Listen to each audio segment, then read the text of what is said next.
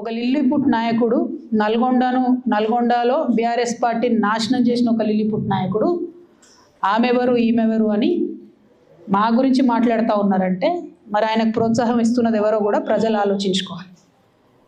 ఇవాళ నల్గొండ జిల్లాలో ఒక సీటు కూడా రాలే. ఆయన సీటు సాగు తప్పి కన్నులుట్టవైన చందంగా చివరి నిమిషంలో అనుకోకుండా గెలిచినటువంటి సీటు. ఎన్నడూ ప్రజా ఉద్యమాలు చేయలే. కేసీఆర్ గారు లేకపోతే మరి నువ్వెవరు? అది కూడా ఆలోచించుకోవాలి కదా. కేసీఆర్ గారు లేకపోతే బీఆర్ఎస్ పార్టీలో ఉన్న ఏ నాయకుడైనా ఎవరు? ప్రజలకు మనందరినీ పరిచయం చేసింది కేసీఆర్ గారే కదా. మనలో మనం కన్ఫ్యూజన్ ఉన్నప్పుడు ఇష్టం వచ్చినట్టు మాట్లాడుకోవచ్చా? ఈ లిల్లీపుట్ నాయకుడు మాట్లాడంగానే ఇంకో చిన్న పిల్లగాడు నిన్నగాక మొన్న మా పార్టీలోకి వచ్చిన వాళ్ళు కూడా ఎటుపడతట్టు మాట్లాడు. అసలు ఎవరు మీరు? మీకు తెలంగాణ ఉద్యమంతో సంబంధం ఏంది? బీఆర్ఎస్ అధికారంలోకి వచ్చినాక బీఆర్ఎస్లోకి వచ్చి పదవులు పొంది ఉల్టా నా మీదనే మాట్లాడతారా మీరు? మేము ఉద్యమం చేసిందే మీ మీద కదా. చిన్న పిల్లగానిలా ఉండు బాబు. నువ్వు పెద్దవాళ్ళ విషయాల్లో తలదూర్చకు, తెలియని విషయాల్లో అసలే తలదూర్చకు. నీ వెనకాల చాలామంది ఉన్నారు అని అనుకుంటున్నావేమో. వాళ్ళ సంగతి కూడా ప్రజలకు వస్తుంది, తెలుస్తుంది. ఎప్పుడో ఒకసారి అన్నీ బయటపడతాయి. ఒక ఆవేదనతో చెప్తున్నా, నేను ఉట్టిగా చెప్తలేను. రాజకీయం చేయొచ్చు కానీ ఇంత నీచంగా ఒక ఇంటి ఆడబిడ్డ మీద ఇటువంటి మాటలు మీరే అనిపించి స్పందించకుండా ఉంటారా? తెలంగాణ ప్రజలు ఊరుకోరు, నేను చెప్తున్నా.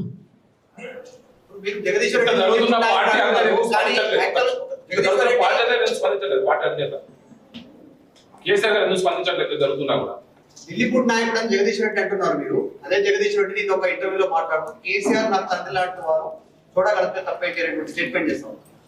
నేనేమంటున్నా, కేసీఆర్ గారు నాకు తండ్రి. వారికి నేను అంతరంగికంగా రాసినటువంటి ఉత్తరాన్ని బయటపెట్టి మొత్తం పార్టీలో జరుగుతున్న అంశాలన్నీ బహిర్గతం చేసింది ఎవరు? ఇయాలి ఆ అంశాలన్నీ బహిర్గతం చేసి నన్ను మాట్లాడడానికి ఫోర్స్ చేసి ఇప్పుడు మళ్ళీ దాని చుట్టూ ఇట్లాంటి డ్రామాలు ఆడుతున్నటువంటి వాళ్ళు ఎవరు? ప్రజలకు కూడా తెలుస్తుంది తప్పకుండా. కానీ ఒక మన పార్టీకి సంబంధం లేని, బీఆర్ఎస్ పార్టీకి సంబంధం లేనటువంటి వ్యక్తి చేత మన పార్టీ నాయకులే ఊతమిచ్చి నా మీద వ్యాఖ్యలు చేయించారనడానికి నా దగ్గర వందలాది ఆధారాలు ఉన్నాయి. ఖచ్చితంగా అది టైం వచ్చినప్పుడు బయటపడుతుంది, ప్రజలకు కూడా అర్థమవుతుంది.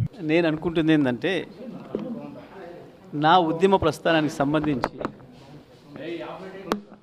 వారికి ఉన్న జ్ఞానం కానీ వారి జ్ఞానానికి నా జోహార్లు. ఇక రెండో విషయం ఏమంటారా, ఇతర కార్యక్రమాలకు సంబంధించి, ఇతర విషయాలకు సంబంధించి వారు మాట్లాడింది మనకు చాలా స్పష్టంగా కనపడింది. ఆ మాటలు ఇవాళ కొత్తగా కవిత గారు మాట్లాడిన మాటల్లో కొత్త విషయాలు ఏం నాకు కనపడలేదు. కేసీఆర్కి బద్ధ శత్రువులుగా వ్యవహరిస్తున్న వాళ్ళు, బీఆర్ఎస్ను ఖతం చేయాలని చెప్పి ఆలోచిస్తున్న వాళ్ళు, ప్రయత్నం చేస్తున్న వాళ్ళు, దాంట్లో ముందరగా ఉన్న రేవంత్ రెడ్డి, రాధాకృష్ణలు నా గురించి ఏం మాట్లాడినరో, ఏం రాసినరో గవే మాటల్ని మళ్ళీ వెళ్ళవేసే ప్రయత్నం చేసినందుకు ఆమెకు నా సానుభూతిని తెలియజేస్తా ఉన్నా. నేనేమంటున్నా, వారు ఉపయోగించిన పదాలలో ఈ మధ్యకాలంలో ఆ పదాలను ఉపయోగించింది మొదటగా రేవంత్ రెడ్డి, తర్వాత రాధాకృష్ణలు. అదే పదాలని ఇవాళ మీరు వారి మాటల్లో చూశారు. మీకు స్పష్టంగా కనబడుతుంది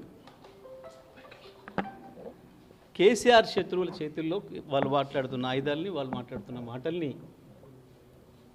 తను తీసుకుంటున్నందుకు, తను వల్లవేస్తున్నందుకు, అవి వాడుతున్నందుకు నేను జరిగిన ఉద్యమాలన్నిటికీ, వచ్చిన విజయాలన్నిటికీ నాదే బాధ్యత, నేనే కారకుని అని కనుక వారు భావిస్తే ఈసారి జరిగిన ఓటమికి కూడా నేనే బాధ్యత వహిస్తా. నాకేం భయం లేదు. తప్పకుండా గెలుపు మాత్రమే నాది, ఓటమి నాది కాదని పారిపోయేవాడిని కాదు. నేను గెలుపుకు నేనే బాధ్యుని అయినప్పుడు ఓటమి కూడా నేనే బాధ్యుని, ఓటమికి నేనే బాధ్యుని అయినప్పుడు గెలుపు కూడా నేనే బాధ్యుని.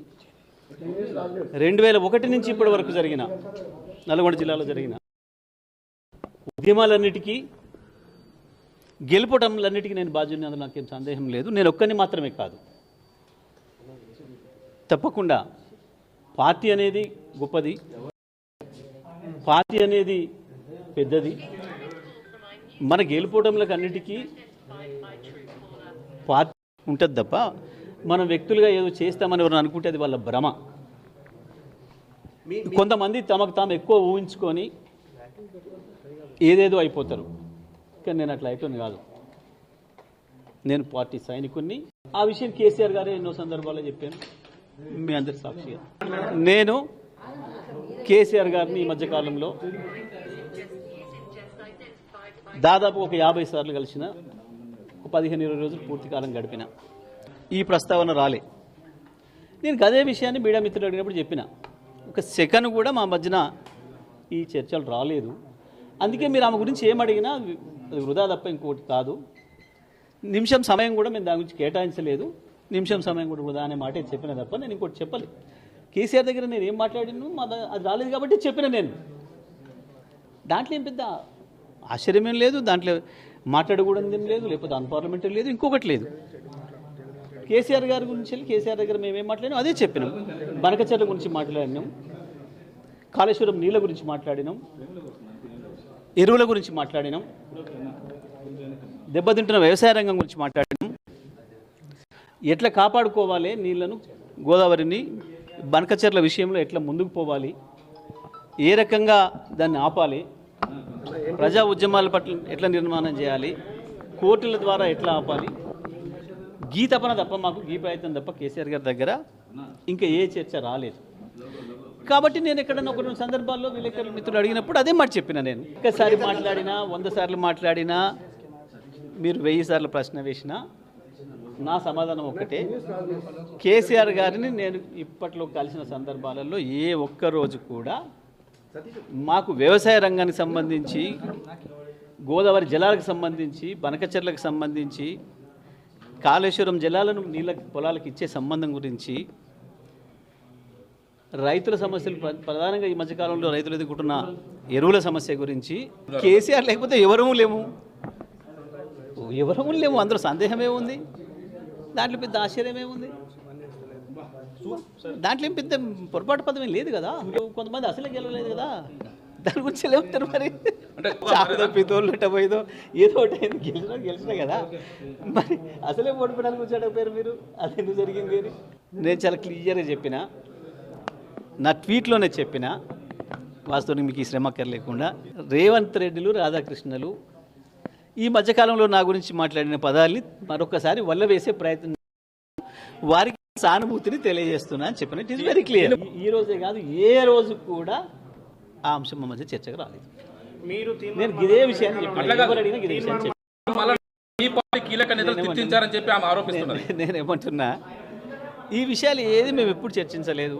సరే ఆమె అన్నది కూడా నేను ఇప్పుడు మీరు అంటారు కదా, అది వినలేదు నేను ఆ విషయం. మరి ఇది మరి నేను చూడలేదు ఆ విషయం. నేను చూస్తుంటే మాట్లాడేవాడిని. బహుశా నేను ఆ 2-3 డేస్ నేను మీడియాకి అందుబాటులో లేనట్టున్నా, చూడలేదు.